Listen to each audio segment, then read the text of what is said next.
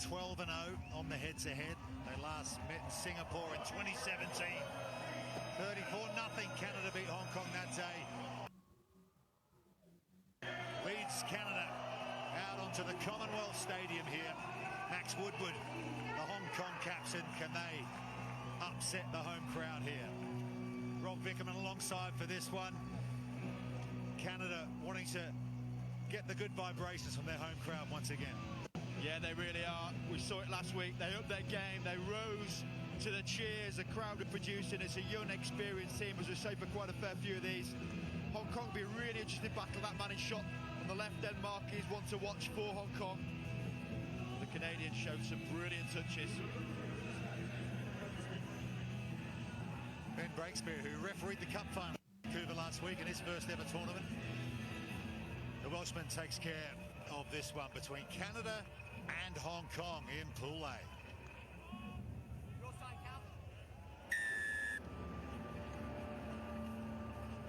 And Hong Kong get us underway. Blue shirts. Canada, of course, going forward in the air and then into touch change. in red. It'd be interesting to see how Hong Kong go this week. I think last week was a different display from them. They had a monumental win against 62-0, and that was their only win in their pool. So they were looking for a little bit more competitiveness against the bigger nations for sure. You definitely count Canada as being one of them. We've been a core team, but as you can see, top left, it's the 6th and 7th seed. This should be quite an even battle. Power on the scrum for Hong Kong, but Canada have it. More offloads than any other team in Vancouver last week, and 35 all up. That's just under 6 per game. And here's Phil Burner, who in the tournament, he was the leader in that department. Brennick Prevost in midfield. He was excellent a week ago in Vancouver. Here's the vice-captain, Jake Teal, thundering up towards the halfway line. Prevost in a scrum half. Matt Basilier in the midfield in the 8 shirt. Back to Prevost. Talking to Henry Paul during the week, he was very impressed with how his young team copes, but some of the attention to detail and some of the defensive work around the breakdown he wanted Canada to focus on this week. Yeah, very much the case, and actually against them, Hong Kong, one of the best defenders last weekend as well, 83% tackle rate, but it's about them ball in hand. What can Hong Kong do? Michael Coverdale, big unit out of the Hong Kong. Up, Kato Lee comes the short side, and here's Max Denmark. Really did cause problems in Vancouver, looking for the offload, and he finds it to Woodward, and there's a tackle on the deck from Phil Burner, the Canada captain, and they might want to have another look at that. Yeah, absolutely. Burner was on the floor. You cannot make a tackle as a player on the floor, and that technically is a referee's. Speed Canada, you see here, we're seeing offload out the back from Denmark. Teal just about wins the line out for Canada, so perhaps a bit of a let-off there with just missing that ankle tap from Burner on the floor, but you get away with what you get away with in this game, and there is enabled this team to run out of their own red zone in possession here. Here's Jojo Mora. There's one of the offloads we're talking about. Teal in support, another pop off the deck. Here's Mora in support once again. Josiah Mora runs clear for Canada. Edmonton on their feet as the Canada Sevens are up and running at the Commonwealth Stadium.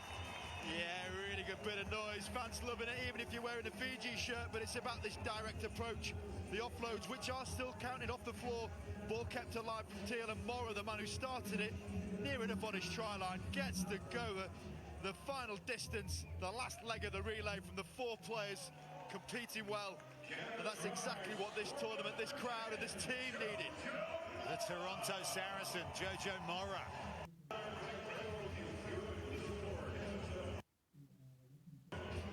Prevost with a straightforward conversion from right in front. They get the maximum. That's an excellent start. Under a lot of pressure after that Denmark break down the sideline, but they do score first against Hong Kong. 2 players leaping for the ball. One was Mora again, but it's evaded everybody. Yeah, worth mentioning that again, you know, that was a try-scoring opportunity for Hong Kong. Just take your time.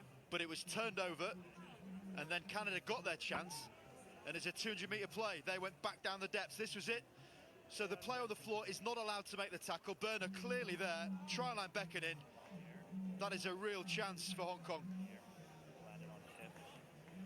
So it's just a time Excellent issue. replays It's from just a out. PK against Hong Kong. Against Hong Kong, right? Crew in the truck It's a time downstairs. issue in the air, lads, and the penalty to red, okay? They are report.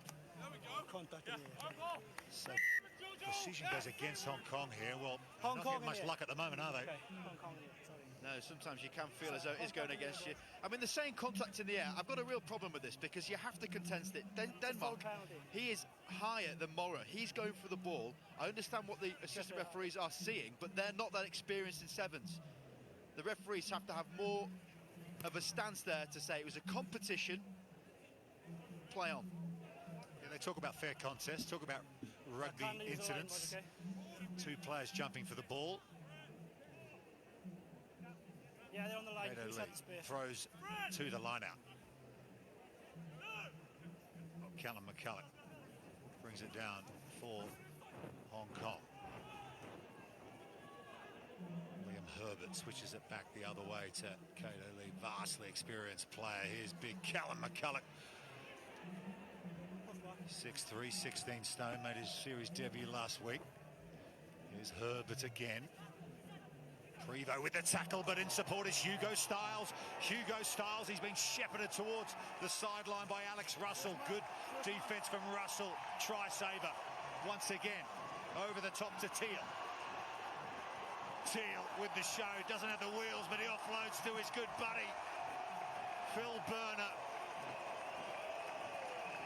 The skipper runs clear for Canada's second. And the Snake and Goose podcast combining for a try here. And it's about the defence from Russell. He gets back, not just content with the back on his feet to try and get in the way. Coe gets hold of it, and a lovely ball out wide. Teal gets in the way of Coverdale trying to track back. And again, we've seen a transitional score from the likely to concede. They get the ball back, and they proceed. Yeah, Henry Paul said he really liked their counter-attacking ability last week, as you say. Scoring in transition to absorb pressure at one end, come back, score a couple of 7-pointers at the other. 14-0 a minute to go in this first half in Pool A.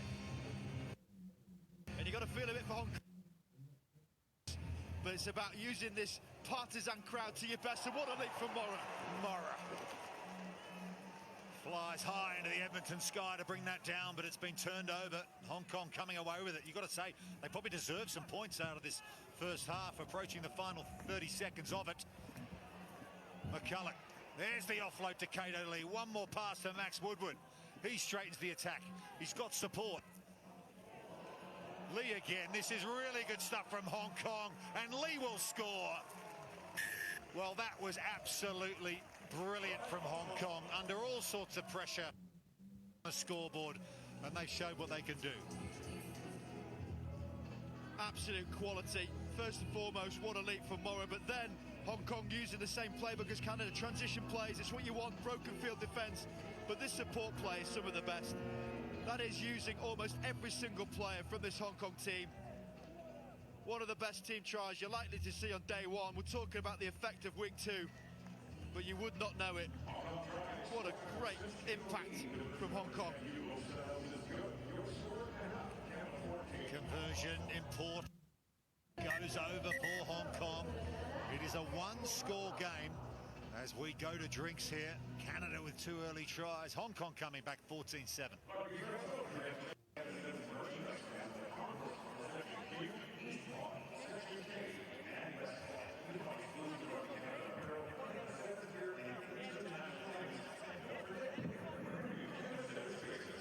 Kenya kicks off where they left off in Vancouver last week. Cup finalists, of course. Let's hear from one of their big men, William Bucker.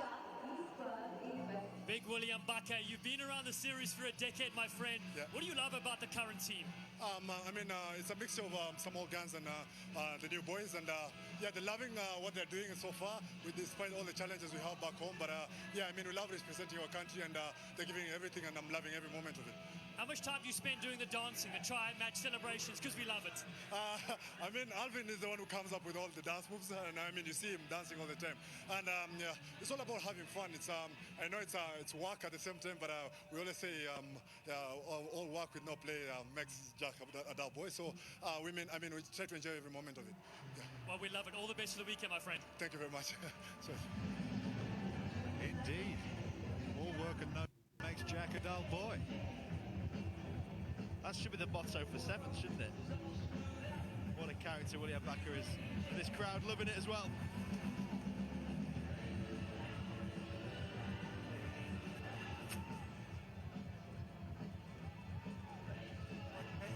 Just wait for the whistle, waiting on TV for kickoff. Canada leading Hong Kong in their Pool A opener by 14 points to 7. Tries to Joe Morra and Phil Burner in that first half. But Kato Lee scored right before half-time to keep Hong Kong in it.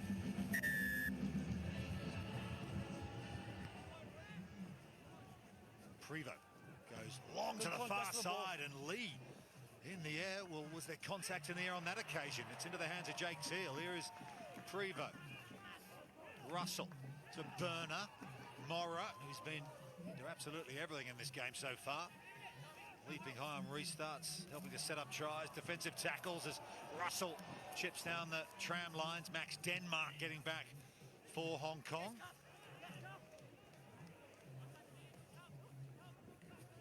Woodward checks inside. Beats a couple of defenders. Good tackle from Russell in the end. Long pass over the top to Denmark. He does take some stopping. Inside ball. There's a couple of offloads. Here come Hong Kong. Liam Herbert. He's running out of inches. Is Herbert? He'll just get there as Andrew Coe came on the chase. Good score for Hong Kong to start this second half. And again, it's another multi-phase play from Hong Kong, crewing these offloads. I mean, they've probably got more this week than most teams do in a whole series weekend. That was fantastic, keeping that ball alive. Herbert would argue he did enough. You don't need to win the sprint. You just got to get across the line. Talented soccer player in his youth, passed up on contracts in England to focus on rugby. Hong Kong born, important try. I thought he was running out of real estate here, but just got there in time. It's nice having the lines on the pitch to track your progress as well. Conversion doesn't make it. That was a kickable position as well. That keeps Canada in front by 2 points here. Gone deep off the restart. Prevost sets up a breakdown. That ball looks well and truly out. Yeah, and Hong Kong are onto it like a flash. One offside. And they get a decision. They haven't had many go their way in this game so far. Hugo Styles. Involved in that try to lead just before the break. The inside ball that's been dropped by Callum McCulloch. And that's a let off for Canada. They've lost the handle as well.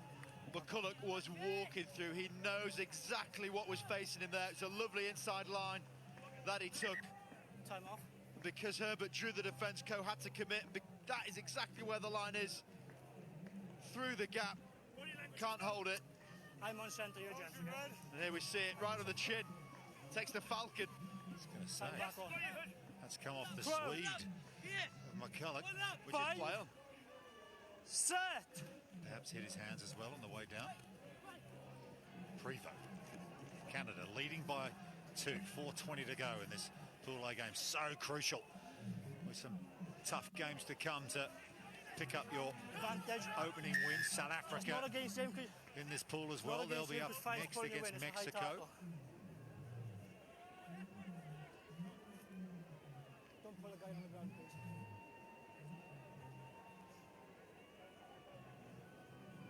How impressed were you with Brennan Prevost with his performance in Vancouver, out of the Castaway Wanderers, 23-year-old. He looks like a really good addition to this Canada 7 starting 7, doesn't he? Yeah, he really does. Fantastic effort from Prevost. And many holes now in this Canadian team. There he is. Likes to Hirayama, Harry Jones, stalwarts of the game. They need their shoes filled, and he's doing an admirable job so far. Yeah, it's been a long, long wait for a lot of these young Canada Sevens players to get their opportunity. But with the likes of Hsbc and Douglas retiring from the sport, there are opportunities now to cement a place in this Canada Sevens team. Thinking about the kick there was Prevost. He's just stepped into touch there on the far side. That's a giveaway of possession. Didn't quite work for him there, but the one thing about Prevost that he's got is the understanding of tempo and time on the ball. So you see his right foot just close to the line there, but it's about how he can just control things. He doesn't seem... He's got the ball, it's about composure, and this Rugby is so revered around the world. When he played sevens, he had the ability to walk across the pitch and be equally as threatening if he were going full tilt. Yeah, we saw Canada, of course, at the Olympic Games. They lost their quarterfinal to New Zealand, 21-10. Ended up finishing 8th. Had the most experienced squad at the Olympics. 5 players had over 50 events on the series. Different look these 2 weeks in Canada, though, as the line out isn't straight from Hong Kong, and they give the ball straight back to Canada. The 100 series events collectively would be up there in the experience stakes. Kenya, the most experienced this weekend with 208, so just shows you how much experience was in that Canada team that have now transitioned out. And I guess it's all guns racing for those places for next season. Yeah, it's great to catch up with the great John Moonlight in Vancouver.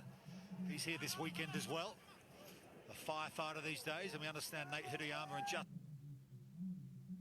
him into the firefighting force as Mora thunders up over the Hong Kong 10-metre line. They've got some sevens team, aren't they? Well, there is a forces sporting event. Why not get involved? Up to the 22 is Kieran Breen. Decision again for Canada. Switch of play to the lovely hands, and Prevost will tumble turn into the end zone for Canada, and that could be an important try in this one.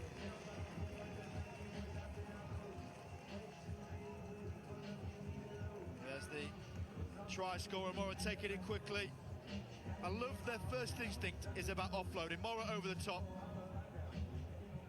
But Ngongo initially with that offload, and then Prevost might look like a preppy, but that was boss level celebration. Love to see the tumble turns. Why not?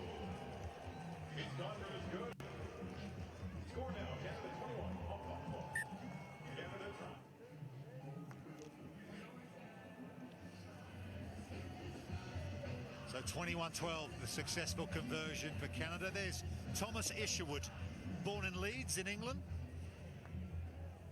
Canada under-20s from the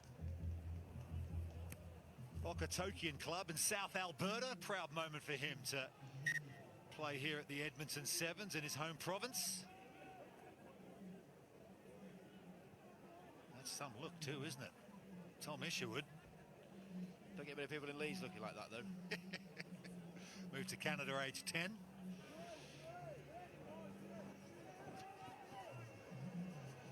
Can Hong Kong respond? 34 seconds to go. It's going to be a bridge too far to get the win here, but points, as we say, really crucial when it comes down the stretch. They did reach the quarterfinals in Vancouver last week, did Hong Kong on points difference, one of the 2 best third-place finishers, and Canada have the penalty. Going in for the turnover there was Kieran Breen.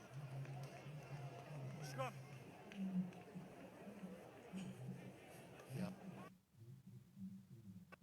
Let's go. Still time.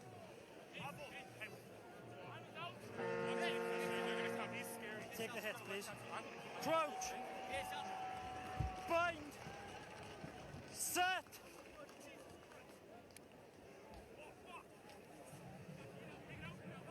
So Canada will just kick the ball with the clock in the red over the sideline.